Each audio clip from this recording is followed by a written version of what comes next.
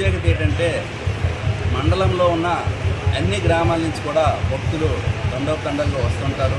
అదేవిధంగా ఇక్కడ మన ప్రస్తుత శాసనసభ్యులు కోన రవికుమార్ అయితేనేమి, మాజీ speaker Tammineni Sitaram, next judge గారు, అదేవిధంగా మన వైసీపీ ఇన్ఛార్జ్ చింతాడ రవికుమార్ కూడా సందర్శించడం జరిగింది. అదేవిధంగా ఇక్కడ ప్రస్తుతం ఏర్పాట్లు చూసుకుంటే భిన్నంగా ప్రతి సంవత్సరం కూడా వినాయకుడికి ఇరువైపులా విగ్రహాలు, రకరకాల విగ్రహాలు పెడుతుంది. ఈ సంవత్సరం అయితే జ్యోతిర్లింగాలు ప్రతిష్ఠించారు. జ్యోతిర్లింగాల యొక్క గుడి యొక్క నిర్మాణ రూపాలను పిల్లలకు, పెద్దలకు అందరికీ అర్థమయ్యే రీతిలో ఇక్కడ నిర్మించడం జరిగింది. అందరూ కూడా ఈ వినాయకుని ఆంధ్రవసలి భారీ వినాయకుని సందర్శించి ప్రతి ఒక్కరు కూడా భక్తి శ్రద్ధలతో ఉండాలని కోరుకుంటున్నాం. అయితే ఇక్కడ ముఖ్యంగా మన కమిటీ పెద్దలు మన శ్రీన్ గారు, మన మెయిన్ ఒకే ఒక్కడు మన కోన నాగ్ గారు, మన చిన్న గారు అందరూ ఉన్నారు. వాళ్ళతో మాట్లాడే ప్రయత్నం చేద్దాం. చిన్న